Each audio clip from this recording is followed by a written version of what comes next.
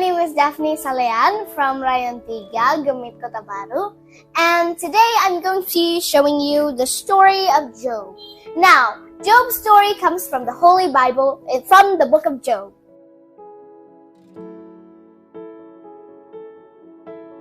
Job is a man from the land of Uz. Now, there was no other man like Job. Job was powerful, but not that powerful because he feared God. He shunned the devil. He hated sins. Maybe that's how he was super duper, rooper rich.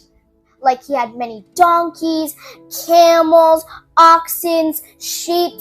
He also had 7 sons and 3 daughters. This story begins with Satan and God. Now, Satan was with God at that moment. God was asking Satan, where have you been? And Satan replied with, I have been roaming the earth for so long. And then God was like, have you considered my faithful servant Job? There's no other man like him in this world. He fears me. And then Satan was like, well, yeah, I mean, that's because you give him basically everything. And then God was like, I'll give you a couple of days to, try to prove him that he only likes me because I give him things, okay? But do not hurt him in any way possible. And then Satan was like, okay.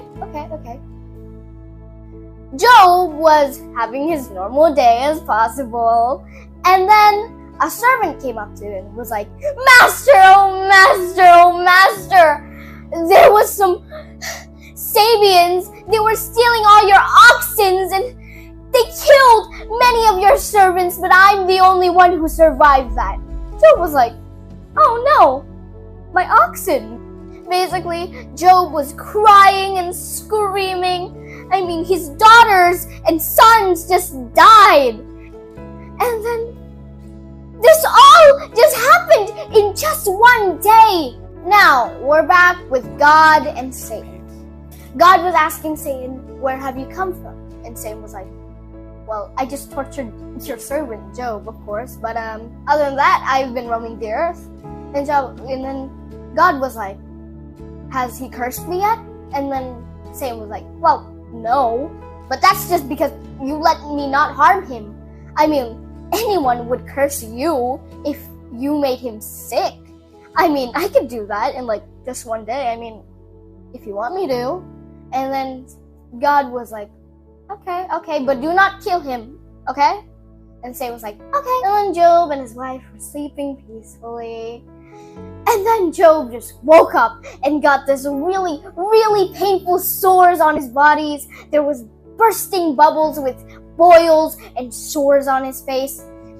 And he was crying, of course. I was like, why has God done this to me? I've done nothing wrong. And then when Job was praying, his wife was like, oh, why hasn't he cursed God already? I mean, God has done nothing but do terrible things to us. And then Job heard this and was like, God has done nothing but give us great things. Only this time has he given us worse things, but that does repay him for everything he has given us. And he was kind of happy that his friends were coming to his house this day. So then, of course, his friends come, and then Job's friend was like, what have you done wrong here? And he's like, oh, well, I've done nothing wrong, you see. And then his friends cut him up and no, you've probably done something wrong. And they're speculating literally every single sin Job could have committed. And then Job was like, no, I've done nothing of these. You know what? Get out of my house! And then the friends leave, of course. And then Job was really sad at this point and was asking God, please, I want to talk to you face to face. Please just tell me what I've done wrong. I can't keep living like this. And then the Lord speaked out to him, was questioning him about all these things, who created this earth? Who created the stars, the skies, and all those things? And then Job was Thank you for speaking to me. And then God was happy that Job understood all these things he just said. So he was like, okay, I'm going to give you back everything you had, but twice as much.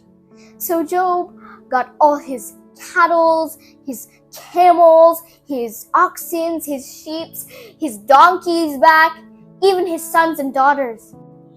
Now, Job over here lived up to 140, and he died a happy man with his 4 generations of kids. And then he went up to heaven, and that's where the story ends. The moral of the story is, you always have to trust the process and be patient and always trust God no matter what, because He knows everything. I'm Daveney, Salean, and that's all. Bye!